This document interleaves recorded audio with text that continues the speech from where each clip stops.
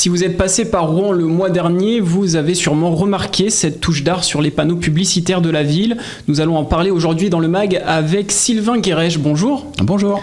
Vous êtes professionnel dans le digital, formateur et conférencier depuis 22 ans. Alors nous allons revenir sur l'exposition Arébus, mais d'abord un mot sur votre profil puisque c'est intéressant de savoir qui est à l'origine de cette expo. Je précise qu'il y avait également Emma Poppy sur le projet. Sylvain Guérèche, vous êtes un artiste dans l'âme, puisque vous avez fait du dessin et de la peinture. Un mot sur votre parcours professionnel depuis ? Alors effectivement, comme vous le signalez, j'ai commencé comme dessinateur et peintre. Je dessinais depuis l'âge de 15 ans, et puis, mais à l'âge de 26 ans, voyant autour de moi la difficulté qu'avaient les artistes à vivre de leur art, j'ai aucun problème à dire que certains étaient plus talentueux que moi, donc c'était déjà difficile pour eux. Donc à ce moment-là, je me suis dit, eh bien, ça va être compliqué d'avoir une vie, on va dire, qui ne soit pas chaotique. Parce que la vie des artistes est très compliquée, hein, on le voit dans l'actualité. Et donc je dis souvent que j'ai mal tourné, je suis parti dans la communication. Il se trouve en plus que là on remonte à 1999, donc au siècle passé, et donc Internet arrivait dans les foyers, donc pour un graphiste c'était un super débouché. Et voilà, donc j'ai plongé dans Internet. J'ai trouvé qu'à l'époque c'était une révolution, et ça ne s'est pas démenti, qui allait pouvoir donner la parole à tout le monde. Aujourd'hui, on peut tempérer parce qu'on voit parfois un petit peu de tout et de rien, mais en tout cas, ça va dans le sens de la démocratisation de la parole. Et ça, c'est une bonne chose. Chacun peut s'exprimer sur Internet. Et donc, voilà, j'ai commencé à créer des sites Internet en 99. Et voilà, depuis donc 22 ans, aujourd'hui, effectivement, j'enseigne dans des écoles supérieures en marketing et en e-commerce. Je fais des conférences sur ces sujets-là aussi. Et j'ai donc l'agence Stratégie qui est une agence, on va dire, classique, mais qui a une forte teinte RSE. Donc la RSE, responsabilité sociétale des entreprises. Et donc, comme depuis 2008 à peu près, je crée des événements. Le premier, c'était au Palais Brongniart à Paris. Eh bien, j'ai cette capacité donc de communiquer, de faire. Il y a du marketing, hein, même dans l'art, même dans les événements. J'ai la capacité technique de créer des sites internet. Il y a un jeu également que j'ai créé sur l'expo Arébus. Voilà, donc j'ai cette maîtrise-là que je mets au service, eh bien, de nobles causes, comme là sur l'expo Arébus, la défense de la culture qui souffre depuis un an pour les raisons que tout le monde sait. Pas de regret de ne pas avoir mené cette vie d'artiste, même si on le sait, la situation est plus compliquée en ce moment.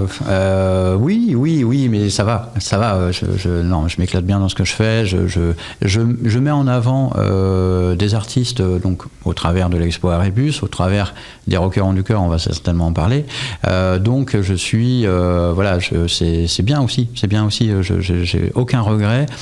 J'ai développé moi au fur et à mesure de ma carrière professionnelle des compétences techniques, de communication, de marketing, qui me permettent de valoriser le monde culturel. Je suis en contact avec eux en permanence, et après moi je gribouille, mais je dessine des bêtises, mais vous restez vraiment pas très loin de cet environnement artistique en tous les cas. Voilà, on fait pas ça de manière innocente, non. Bon, alors venons-en à cette exposition Arébus. C'était tout le mois de mai. 20 artistes de Rouen et du monde entier ont exposé leurs œuvres sur le mobilier urbain de la métropole de Rouen.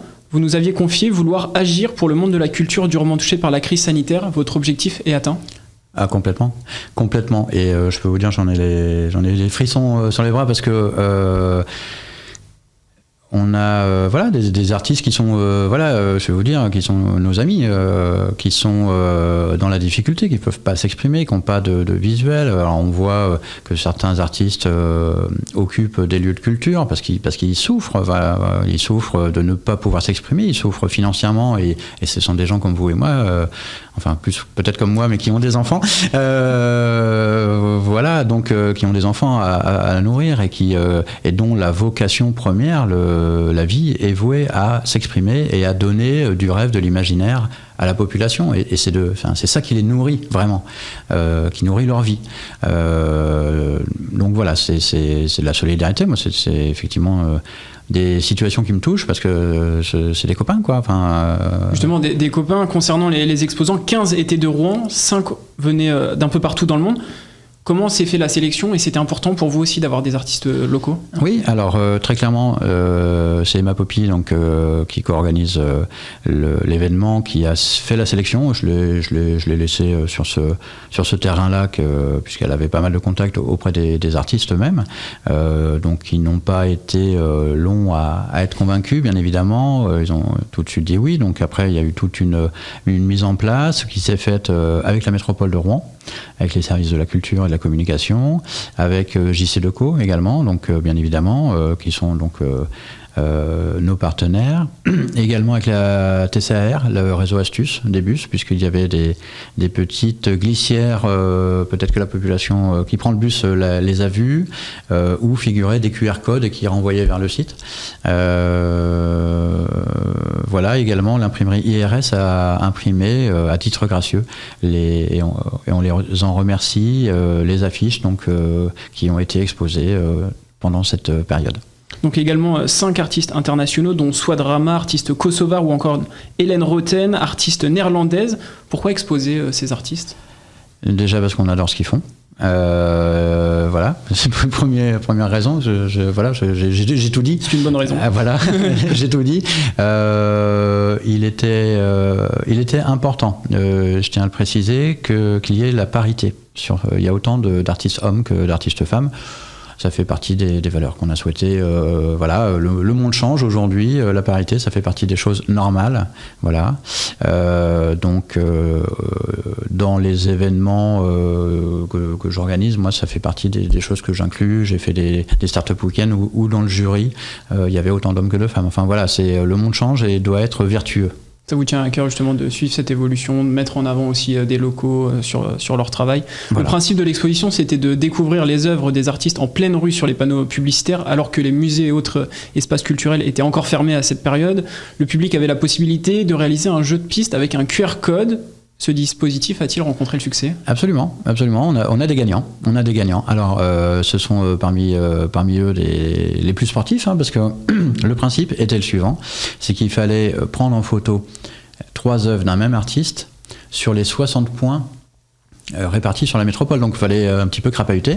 Chaque semaine, la carte des points m'a été fournie par JC Decaux, je l'ai mis en ligne sur le site, donc on savait où étaient les points, mais on ne savait pas quel était l'artiste. Et donc il fallait photographier 3 œuvres d'un même artiste, les poster sur le site, à l'interface dédiée, et on a des gagnants, on a une vingtaine de gagnants, donc qui vont se voir remettre une affiche de l'expo. Donc c'était un pari réussi. Génial, pourquoi pas le reporter sur d'autres événements. On va parler d'une autre initiative qui va arriver dans les prochains mois. Les rockers ont du cœur, initiative nantaise par un groupe de rock, Elmer Footbeat. Racontez-nous un petit peu cette initiative. Alors il se trouve que ça fait plus de 20 ans que je suis à Rouen, mais je suis nantais. Et donc en 88 j'avais 15 ans, merci de ne pas faire le calcul de mon âge, hein, ça me peine assez comme ça. Donc en 88 j'avais 15 ans et Elmer Footbeat effectivement a profité de sa notoriété, ils étaient premiers au top 50 et puis si chacun se rappelle c'était du rock un peu grivois, hein, rigolo, et donc on était tous très contents que notre groupe local soit premier au top 50, c'était sympa. Et donc ils ont profité de leur notoriété pour lancer les Rockers du Cœur. Le principe c'est que les gens viennent à un concert, donnent un jouet à l'entrée, en guise de prix d'entrée, et tous les jouets sont redonnés au reste du cœur. Ça fait 32 ans que ça existe à Nantes, donc chaque année, voilà, ils ont encore fait cette année un peu différemment, d'après ce que j'ai pu suivre, parce que Covid oblige, ils n'ont pas pu accueillir de public. Et donc il y a 5 ans, je me suis installé dans la petite commune d'Orival, près de Rouen, 900 habitants, avec un comité des fêtes très sympathique, qui sont maintenant des amis, et le maire, Daniel Duchesne, à qui j'ai proposé de faire les Rockers du Cœur. Il a dit banco. Et donc, avec les bénévoles du comité des fêtes, on a fait 3 années d'affilée les Rockers du Cœur à Orival, donc dans la salle des fêtes, pour en 2019 récolter jusqu'à 500 jouets.